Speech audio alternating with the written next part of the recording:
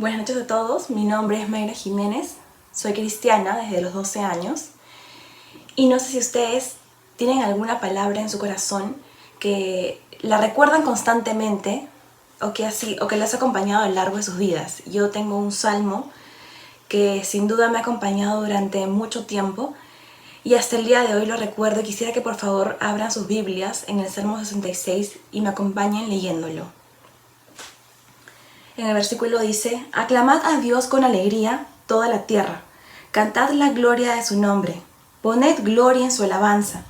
Decid a Dios cuán asombrosas son tus obras, por la grandeza de tu poder se someterán a ti tus enemigos. Toda la tierra te adorará. Venid y ved las obras de Dios, temible en hechos sobre los hijos de los hombres. Y en el versículo 8 dice: bendecid pueblos todos a nuestro Dios, y haced oír la voz de su alabanza. Él es quien preservó la vida a nuestra alma y no permitió que nuestros pies resbalasen. Porque tú nos probaste, oh Dios, nos ensayaste como se afina la plata. Nos metiste en la red, pusiste sobre nosotros nuestros lomos pesada carga, hiciste cabalgar hombres sobre nuestra cabeza. Pasamos por el fuego y por el agua y nos sacaste abundancia. El Señor es fiel con todos nosotros. Él nos preserva, Él guarda nuestras almas y Él quiere recordarnos que hay solamente una condición para que Él cumpla sus promesas, y es que podamos guardar y atesorar su palabra en nuestros corazones. Por eso los invito a orar para entregarle esta porción, este tiempo al Señor y permitir que Él pueda seguir llenando nuestras vidas de su presencia y pueda seguir transformando nuestros corazones.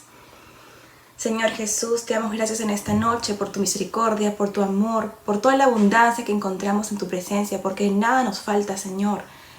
Si te tenemos a ti, tenemos todo, Señor, y no queremos nada que no venga de tus manos, Señor. Solamente queremos pedirte que nos llenes, Señor, tu presencia, que llenes nuestra vida de ti. En el poderoso nombre de Jesús te lo pedimos. Amén. Hoy la humanidad entera está siendo probada. Ninguno de nosotros ha podido escapar de la hora de la prueba que ha sobrevenido sobre la tierra. Pero hay una gran diferencia. Nosotros tenemos una esperanza inquebrantable al saber que las promesas de Dios en Él son sí y amén. Quiero contarles que soy educadora y desde el 14 de marzo vengo 4 meses trabajando con 25 familias maravillosas que este año me ha tocado educar junto con sus padres. Estos niños son niños que se despiertan motivados, se despiertan contentos, alegres y se conectan a las clases siempre con una expectativa nueva de saber cuál va a ser la novedad. En ocasiones he escuchado decir a alguno de ellos que tan pronto se acabó la clase, y realmente que esto me hacía pensar muchísimo porque meditaba en cómo nos presentamos nosotros a Dios, cómo nos acercamos y le decimos: Señor, estoy emocionado porque sé que tú me vas a hablar en tu palabra, sé que hoy día hay algo nuevo para mí, porque has preparado una lección para mi vida que sé que va a cambiar. Y queridos hermanos, para mí esta es una gran lección de forma continua, porque hay 2 acontecimientos que están sucediendo en este momento en el mundo entero. Uno es el pueblo de Dios y el otro es la gente que no conoce al Señor. El pueblo de Dios está confiado, no tiene temor alguno de lo que pueda suceder en el futuro. Mientras tanto, en el mundo reina la incertidumbre. ¿Y qué es la incertidumbre? Ese no saber qué viene después. El poner la confianza en el trabajo, en los negocios, en las personas. En este momento hay muchos trabajos que están detenidos. Hay muchas personas que no tienen el sustento diario. Pero en el caso de los hijos de Dios, el Señor nos preserva, nos guarda, primeramente con su palabra. ¿Por qué? Porque la palabra de Dios es el ancla segura de nuestra alma. En Hebreos 6, del 17 al 19, dice: por lo cual, queriendo mostrar más abundantemente a los herederos de la promesa la inmutabilidad de su consejo, interpuso juramento para que por 2 cosas inmutables, en las cuales es imposible que Dios mienta, tengamos un fortísimo consuelo los que hemos acudido para asirnos de la esperanza puesta delante de nosotros, la cual tenemos como segura y firme ancla del alma. Lo más importante en este momento, hermanos, es que seamos llenos de la palabra de Dios. Es que nuestra vida no solamente tenga conocimiento natural de lo que profesionalmente somos o de lo que leemos normalmente, sino que la palabra de Dios es el único consejo que nos puede llenar de gozo, de paz y de plenitud. Hace unos días, yo les quiero contar, conversaba con una de nuestras líderes, y yo le decía que cuando yo era niña, lo que más anhelaba era poder recibir una visitación especial de Jesús. Era poder apartarme un tiempo con Él. Y quiero contarles que lo intenté, que cuando era adolescente con un grupo de jóvenes nos reuníamos y orábamos para que el Señor nos llene con su presencia, con su Espíritu Santo, porque en Hechos habla de este momento cuando el pueblo esperaba en Pentecostés y fueron visitados por el Espíritu Santo. Y este grupo de adolescentes y yo un día fuimos a un campamento y lo tengo guardado hasta el día de hoy en mi corazón, porque estas jóvenes anhelábamos ser llenas de ese Espíritu Santo. Y ahora ya no están en Lima, una de ellas vive en Dubái y 2 viven en Estados Unidos. Y la realidad es que nuestras vidas fueron transformadas para siempre, porque todas nosotras caminamos en la fe.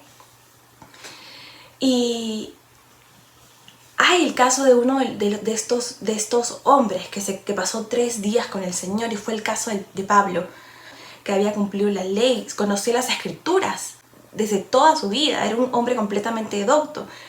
Pero ¿qué sucedió? Tuvo un encuentro personal con Jesús y se quedó ciego por 3 días. Amados hermanos, hace 4 meses yo empecé esta cuarentena y no estaba de acuerdo con la voluntad de Dios. Al principio pensé que eran 15 días, pero no conocía la magnitud de todos los cambios que iban a acontecer en nuestras vidas. Yo tenía pasajes comprados para cada una de las vacaciones de este año. Tenía vestidos para cada uno de los eventos en los que me iba a presentar. Todo se canceló, menos uno de los eventos más importantes, mi encuentro con el Señor. Todos los días el Señor me ha mostrado todo lo que tengo que cambiar en mi vida, que tenía que acontecer en mí. Yo quiero contarles que yo antes era una persona muy ansiosa.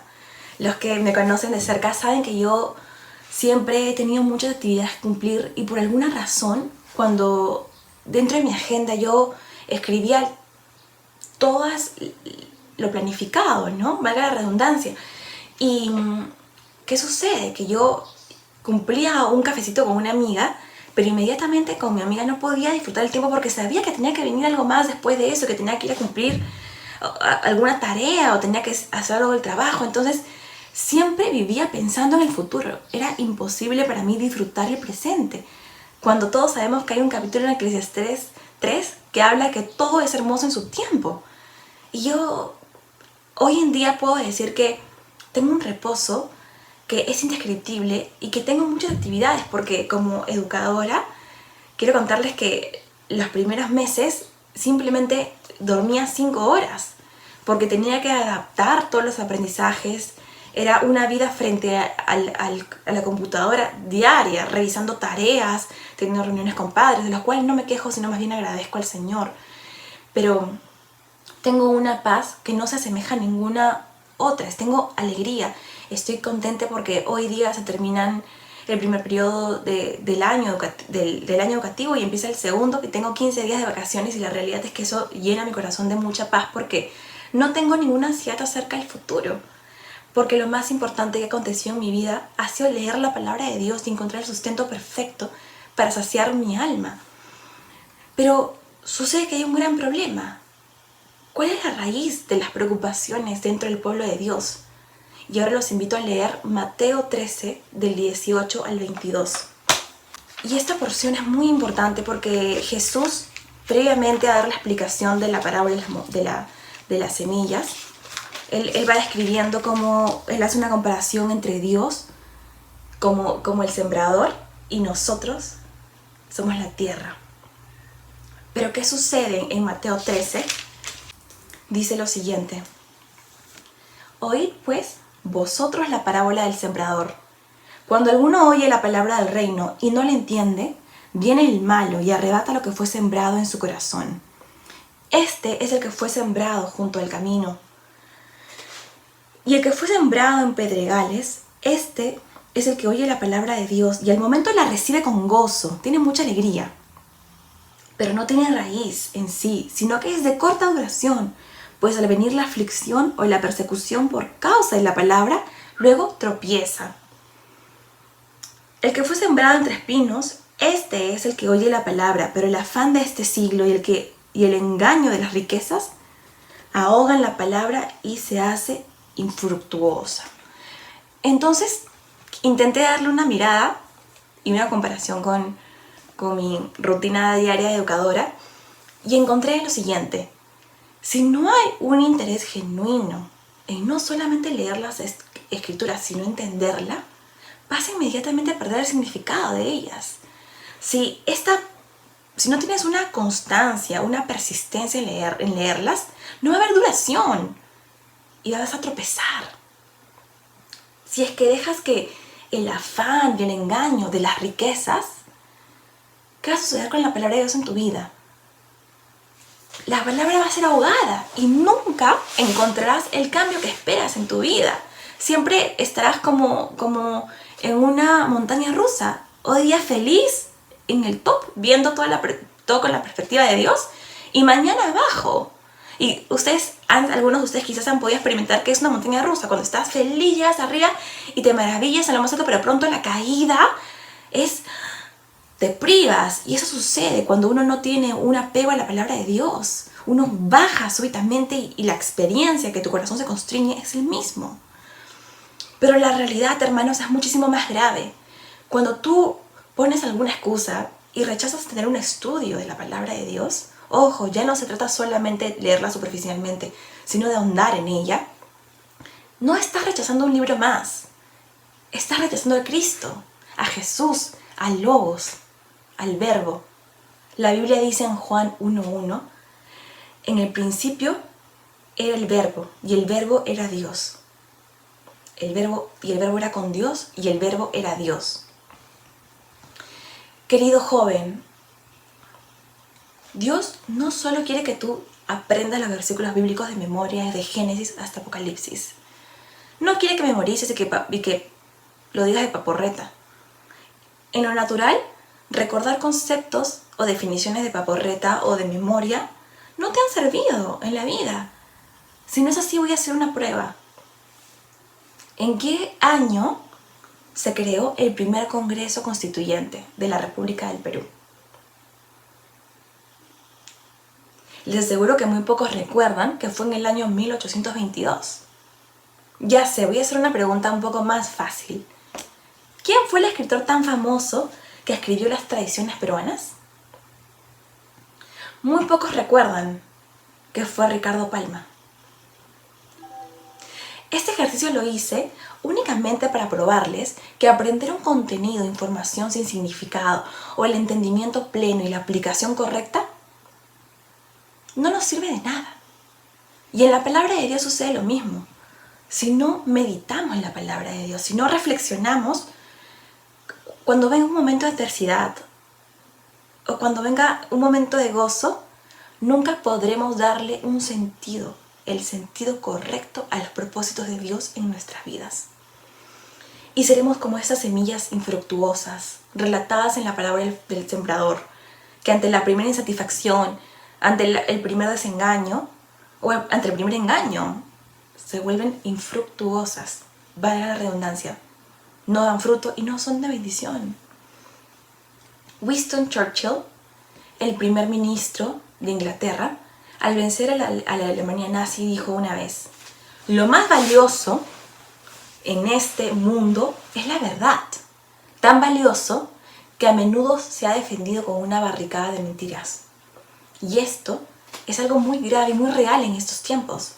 Desde el principio la humanidad ha sido tentada por la seducción del engaño a escoger un camino fácil, que se acomoda a lo que más nos gusta, que se acomode con el placer de sentirnos exitosos. Eso le sucedió a la Alemania nazi, donde ellos mismos promovían un orgullo, el orgullo de la raza aria, y se sentían mejor que los demás. Hoy en nuestra sociedad se promueve lo mismo, el orgullo y la celebración de todo aquello que va contra lo moral y lo correcto, para defender una serie de postulados emocionales y sentimentales que se fundamentan solo en la cultura, pero sin ninguna base científica o comprobada. Rabbi Zacarías dijo una vez: ¿qué le ha pasado a esta generación que sienten con los ojos y piensan con las emociones? Esta generación ya no le hace caso a la historia, no recibe el consejo de sus padres. Por lo tanto, nunca podrán anticiparse a los errores, porque viven en el momento sin importar las consecuencias, y finalmente los daños recaerán en sí mismos.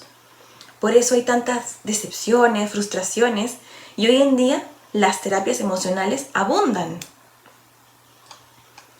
Hace poco leí un libro sobre inteligencia emocional y él contaba una novedosa forma de darle sentido a los desastres naturales en las vidas de las personas. Él contaba de que cada vez que él se levantaba y leía el periódico, todo eran desastres y las noticias se habían convertido en malas noticias.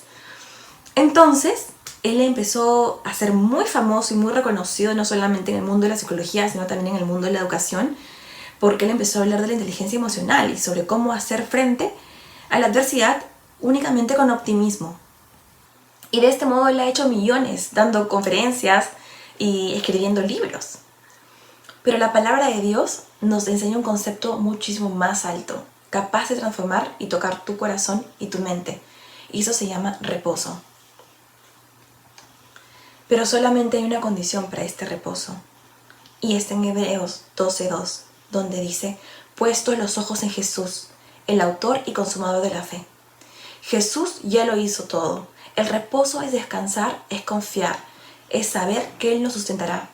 En el mismo libro, en Hebreos 1, del 1 al 3, dice lo siguiente: pero Dios, habiendo hablado muchas veces y de muchas maneras en otro tiempo a los padres por los profetas, en estos tiempos, en los postreros días, nos ha hablado por el Hijo, a quien constituyó heredero de todo y por quien asimismo hizo el universo, el cual, siendo el resplandor de su gloria y la imagen misma de su sustancia, y quien sustenta todas las cosas con la palabra de su poder. Hermanos, ¿quién sustenta todas las cosas? Jesús. ¿Cómo? Con la palabra de su poder. Amados hermanos, tenemos la fórmula. Es su palabra. Y funciona de este modo, déjenme explicarles. A más palabra de Dios, más sustento. A menos palabra de Dios, menos sustento. Pero ¿cómo es que este maravilloso sustento de la palabra de Dios me ayuda en estos tiempos? Como ya les dije, no es un secreto que esta sociedad está afrontando una crisis moral terrible.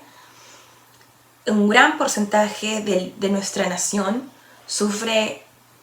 carece de una conciencia moral, como si defender lo malo o lo injusto fuese un acto social.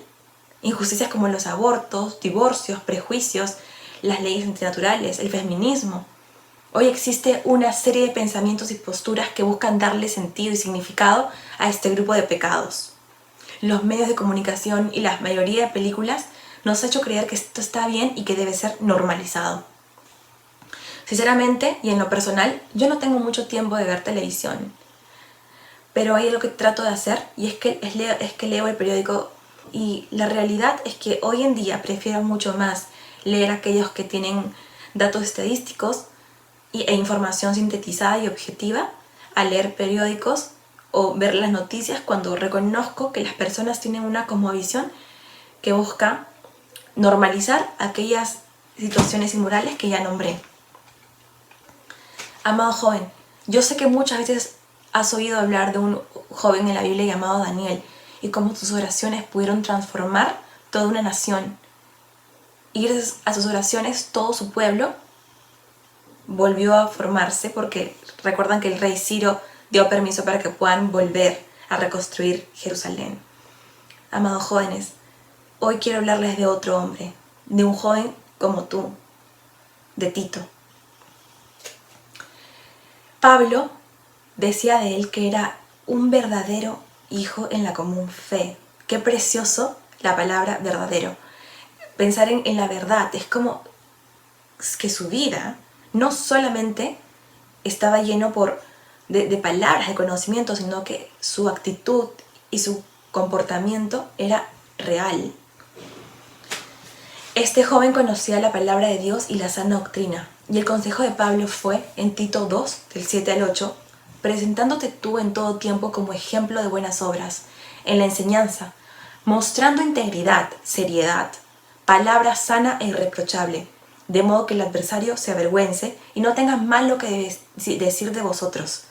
En Tito 3, del 1 al 4 dice, recuérdales que se sujeten a los gobernantes y autoridades, que obedezcan, que estén dispuestos a toda buena obra, que a nadie difamen, que no sean pendencieros, sino amables, mostrando toda mansedumbre para con todos los hombres, porque nosotros también éramos en otro tiempo insensatos, rebeldes, extraviados, esclavos de concupiscencias y deleites diversos, viviendo en malicia y envidia, aborrecibles y aborreciéndonos unos a otros.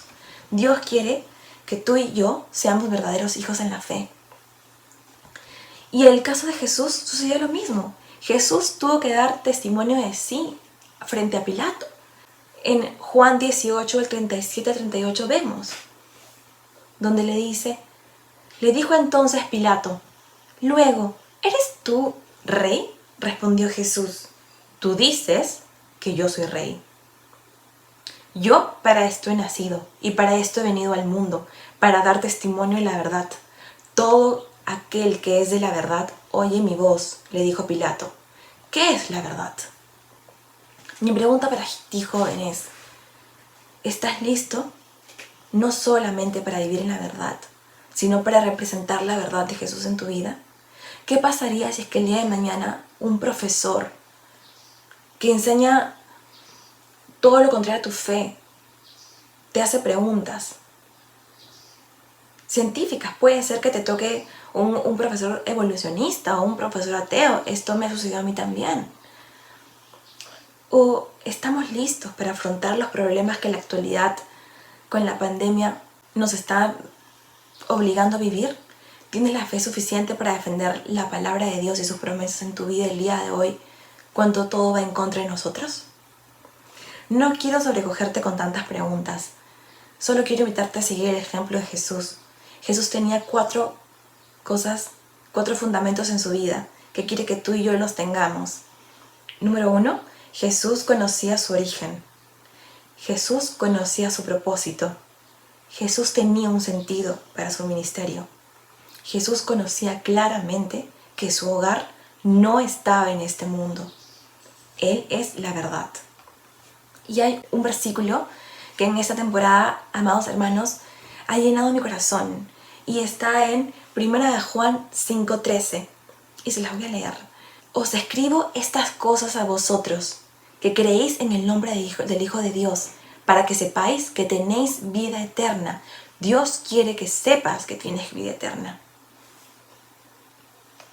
¿Por qué? Porque Dios quiere que seas consciente que estamos en este mundo solamente de paso. Dios tiene un plan para ti, pero depende de ti el aceptarlo o rechazarlo. Uno de los grandes escritores cristianos, Charles J.K. Chesterton, dijo, la falta de propósito no viene por un exceso de dolor, viene por un exceso de placer. Partiendo de esta premisa, vamos a entender que la mayoría de personas que se alejan de un camino de la verdad no es por el sufrimiento en su vida, es por el exceso de placer en ella. Ahora me voy a dirigir a todos aquellos que anhelan vivir una vida con total y pleno conocimiento de la verdad. Para ello quiero contarles que hace unas semanas, debido a un trabajo, tuve que realizar una entrevista a un joven profesional. Estas preguntas se basan en 4 categorías que son el fundamento de una persona común.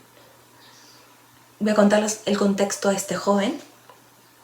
Este joven estudió el bachillerato y la licenciatura en la Universidad de Utah en filosofía y estudios políticos, y estudió 3 años una maestría en el Instituto Federal Suizo, en Suiza, valga la redundancia. Y al empezar a hacerle las preguntas, le dije lo siguiente.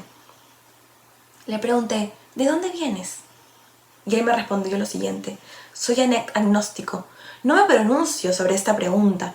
En lo personal, está en estado pendiente. Desde el punto de vista de la divinidad, ¿por qué creer en Dios? ¿Por qué no creer en los dioses del Olimpo? ¿Por qué no creer en los incas? Por ello, me reservo la respuesta. Sea como sea, la ciencia sí me da una respuesta. Que ha habido una evolución de 13 años, de 13 millones de años, pero eso no elimina la posibilidad de la existencia de una divinidad. Me rehúso a afrontar que como especie tenemos la tendencia a creer en una religión. Como científicamente comprobada, se ha instituido la evolución. No cabe duda que la mayoría de nosotros hemos aprendido lo mismo en el colegio o en la universidad quizás, que todos provenimos de un caldo de cultivos químico, primitivo, y que por reacciones químicas aleatorias estamos acá por arte de magia.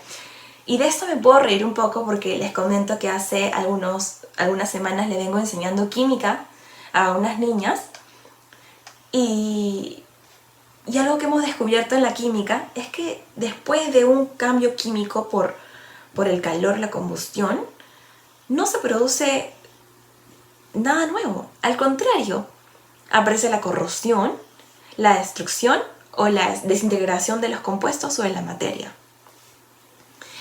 Desde hace más de 50 años, los científicos han intentado sintetizar los aminoácidos al hacer pasar corrientes eléctricas de gas metano, considerando que los seres humanos estamos compuestos de proteínas y las proteínas están compuestas de aminoácidos.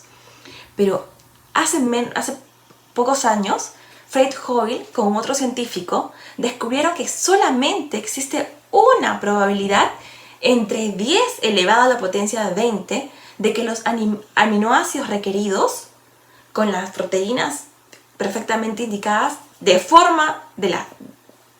formen por azar una sola enzima. Entonces, amados hermanos, es imposible que si existe una probabilidad de 1 entre 10 elevado a la 20, que todas las proteínas se unan y se cree un diseño perfecto para una sola enzima, pueda corroborar esta doctrina de la evolución. ¿Por qué?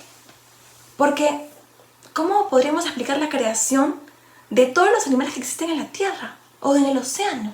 O la perfección de todo nuestro universo. Y esto considerando que no hay selección natural.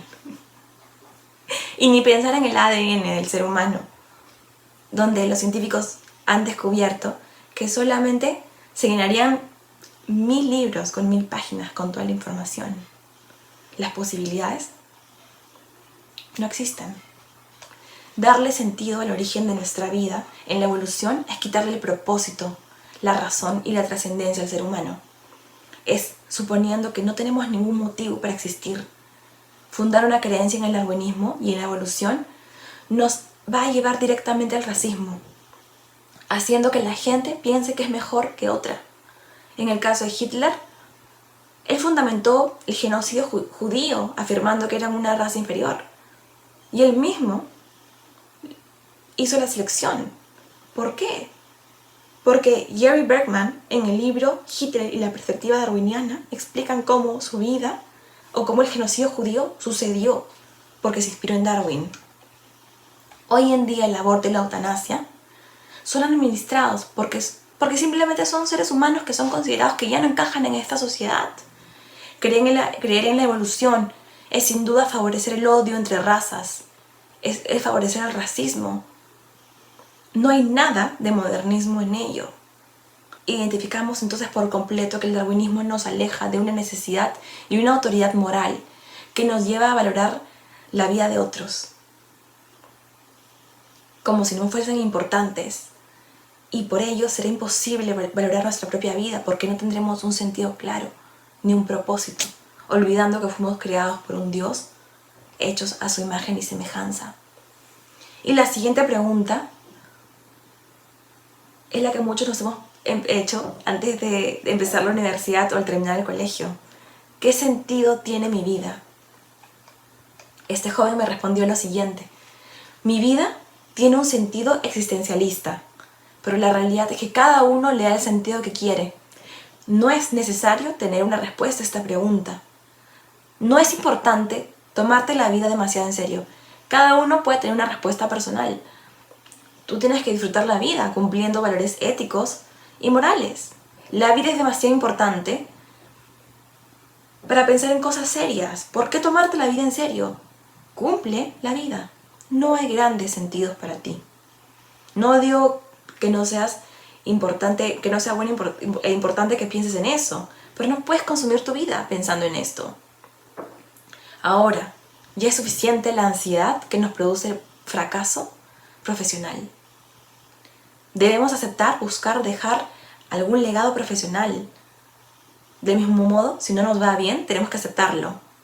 Tenemos que asumir el fracaso. Porque si no, nunca podrás ayudar a tu país. Pero lo más importante es que aprendas a dejarte llevar y a aceptar las cosas tal y como son. Sin duda, pensar en esta pregunta lo conmovió. No tenía una respuesta clara porque nunca se le había hecho. Pero también es un poco deprimente poder comprender esta respuesta, porque cuando una persona es totalmente existencialista, encontrar el sentido de nuestra vida es difícil. Si dependemos que la cultura o la sociedad sea quien dirija tu vida, tus emociones o tu moralidad, solamente vamos a terminar tristes, desolados y sin esperanza. Muchos de ustedes recuerdan a Nietzsche. Yo he tenido que llevar muchos cursos en la universidad y en la maestría sobre él, y aún tengo que seguir leyendo, porque en estos tiempos la gente está negando a Dios. Él fue quien declaró que Dios había muerto y que el hombre era ahora Dios. Yo había contado estas historias en algunas ocasiones, pero mi papá, cuando yo me sorprendí por todos los postulados que él había en algún momento redactado, solamente me hizo una comparación. ¿Cómo murió? E inmediatamente fui en búsqueda de su biografía y descubrí que él murió con esquizofrenia y solo.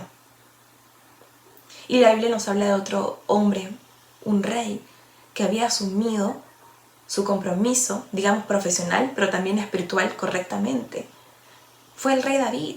Y la Biblia dice que él, en 1 Crónicas 29-28, dice: y murió en buena vejez, lleno de días, riquezas y gloria, y su hijo Salomón reinó en su lugar. El propósito de este hombre era claro: liderar una nación, pero lo hizo de la mano de Dios, y le fue bien, tuvo éxito. Y el resultado no solamente fueron los negocios y las riquezas y el éxito, sino que dejó un legado, una trascendencia en su hijo. Y la tercera pregunta es: ¿cuál es tu moral? ¿Cómo puedes defender bien entre el bien y el mal?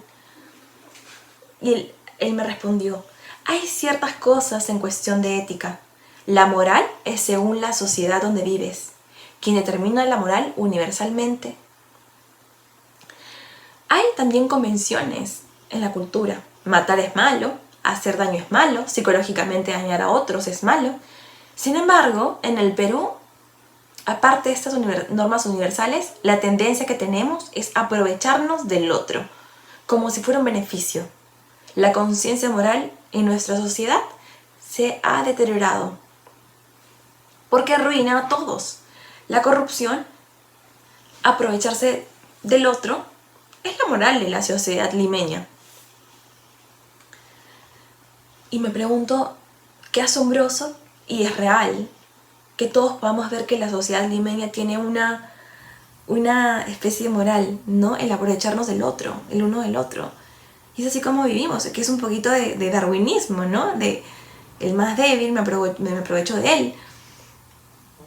Y ahí yo quiero ahondar un poquito más, porque comprender la moral de un hombre exige que tengamos que elegir entre dos elementos, entre los sentimientos naturales y la conciencia. El secularismo, aparte de alejarnos de Dios, nos ha llevado a relativizar el concepto de integridad y la moralidad de las leyes.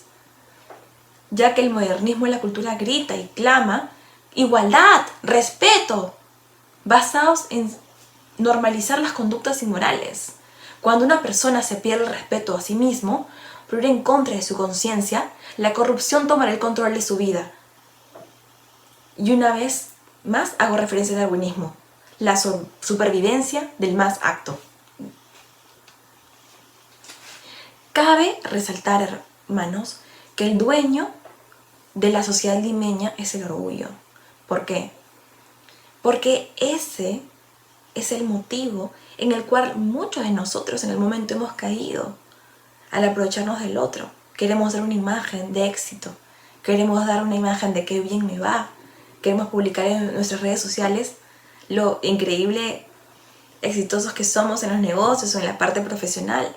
Y miles de veces esto, una vez y otra vez, me hace pensar de cómo me muestro el mundo. Porque la sociedad limeña o la moral de la sociedad limeña nos lleva a aprovecharnos del otro. Hay que aparentar, hay que mostrar que tenemos éxito, hay que sacar ventaja lo máximo que podamos de las personas. Si no, no llegaremos muy lejos.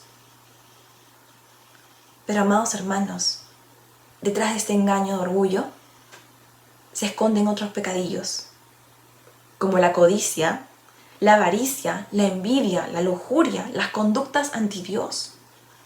Podemos ser muy espirituales o intentar dar esta apariencia, pero el Señor es bueno y fiel y nos da a conocer que detrás de esta digamos, carrera profesional podrían esconderse en nuestras vidas, y lo hago de una forma personal. Este orgullo que el Señor ha tratado y sigue tratando en mi vida. Hace unos días les enseñé a los niños sobre el himno nacional, y el himno nacional dice: somos libres, seámoslo siempre. Y no faltemos, y tampoco neguemos el voto que al Eterno elevó. Y hablar del voto habla de la palabra, de la voz de las personas. Y les expliqué que nosotros hemos sido liberados de un virreinato, pero hoy en día hay una esclavitud más fuerte en el Perú, y es el engaño y la corrupción, como ya lo dije. Y la Biblia también nos enseña que hubo un joven, José, que a pesar de sufrir por la corrupción de su familia, porque ellos tenían ansias de poder, tenían celos, querían lo que él tenía, a toda costa, lo vendieron. Pero el Señor lo tornó todo para bien. Dice en la palabra de Dios que Dios lo preservó y que todo lo que él hacía prosperaba. Y es precioso porque cuando uno pasa por momentos muy difíciles en su vida, pero sabemos que lo pasamos con Dios, con un corazón humillado, aceptando la voluntad de Dios, en ese momento el Señor nos libra y nos levanta, no solamente emocionalmente, sino también en lo natural. Pero él se enfrentó a la tentación de algo oculto. La Biblia dice que una señora, la esposa de Potifar, quería tentarlo, pero él respondió diciendo: no hay otro mayor en esta casa, y ninguna cosa me ha reservado sino a ti. Por cuando tú eres mujer, ¿cómo haría yo ese grande mal y pecaría contra Dios? Dice en Génesis 39:9. Dios inmediatamente, chicos, vio el corazón de José. Y en el futuro, este joven fue levantado. Porque si es que uno guarda su corazón de la corrupción y guarda su corazón de evitar pecar con las cosas pequeñas, uno podrá ser administrador de las cosas más grandes. Finalmente, le hago la última pregunta: ¿qué le pasa a una persona cuando muere? Y este joven me termina diciendo: bueno, yo voy a darte una perspectiva naturalista frente a esto. Simplemente la actividad neurológica desaparece. Lo importante es que mueras en paz y te arrepientas.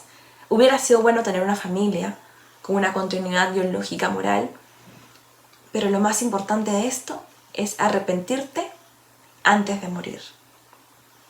Porque no sabemos a lo desconocido que nos vamos a enfrentar.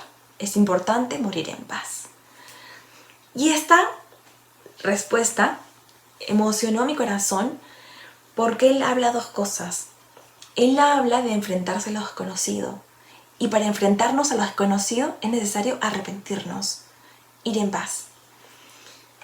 Y a este mismo Dios, de los conocidos, Pablo predicó de este mismo Dios. Él dijo en Hechos 17, Pablo se levantó en medio del areópago y dijo: varones atenienses, en todo observo que sois muy religiosos, porque pasando y mirando vuestros santuarios, hallé también un altar en el cual estaba esta inscripción: al Dios no conocido, al que vosotros adoráis, pues sin conocerle es a quien yo os anuncio. El Dios que hizo el mundo y todas las cosas en que en él hay, Señor del cielo y de la tierra, no habita en templos hechos por manos humanas, y de una sangre ha hecho todo el linaje de los hombres, para que habiten sobre toda la faz de la tierra, y él ha prefijado en el orden de los tiempos y los límites de su habitación. Siendo pues linaje de Dios, no debemos pensar que la divinidad sea semejante a oro, o plata, o piedra, o escultura, de arte o de imaginación de hombres. Pero Dios, habiendo pasado por alto los tiempos de esta ignorancia, ahora manda a todos los hombres en todo lugar que se arrepientan. ¿Quién puso en nuestro corazón la necesidad de arrepentirnos? El mismo Dios que creó todas las cosas y ha prefijado un tiempo para ellas. El mismo Dios que ha preparado un plan para tu vida, un propósito para este tiempo. Cuando nos enfrentemos a la puerta de la eternidad, empezaremos a contemplar y aceptar la idea de una vida eterna. Hoy, amados hermanos, es un tiempo precioso. Es el tiempo como sucedió con Abraham, en donde Dios le dijo: vete de tu tierra y tu parentela, y de la casa de tu padre, la que yo te mostraré. Es tiempo de dejar de pensar de que tenemos alguna expectativa o algo que nos pueda esperar en esta tierra, porque todas las expectativas de nuestra vida se van a cumplir en el cielo y ya se están siendo cumplidas en la misma presencia de Dios. Yo no sé ustedes, hermanos, yo no tengo la libertad que tenía antes. No, en lo personal podría decir: ¿y ahora qué viene? ¿Qué expectativa me espera a mí lograr en esta vida? Ya está todo cumplido en el autor y consumador de la fe. Todo lo que me queda es buscarlo para llenar mi corazón y emocionarme con él. Quizás aún estamos pasando por momentos difíciles donde nuestra familia está pasando por momentos económicos o de enfermedad. Amados hermanos, ¿qué hizo Moisés en esos tiempos cuando se enfrentó a la persecución de Faraón y a un mar inmenso? Él levantó los brazos, él obedeció el mandato de Dios y el mar se abrió. ¿Qué pasó cuando un joven con 5 piedras y una onda se enfrentó a un gigante que se burlaba de él y de su nación? Él puso los ojos en el autor y consumador y actuó. La fe es dinámica. ¿Qué pasó cuando un joven llamado Daniel vivía postrado por su nación, intercediendo por sus líderes y por todos los pecados de su pueblo, porque vivían en cautividad, así como estamos en nuestras casas cautivos?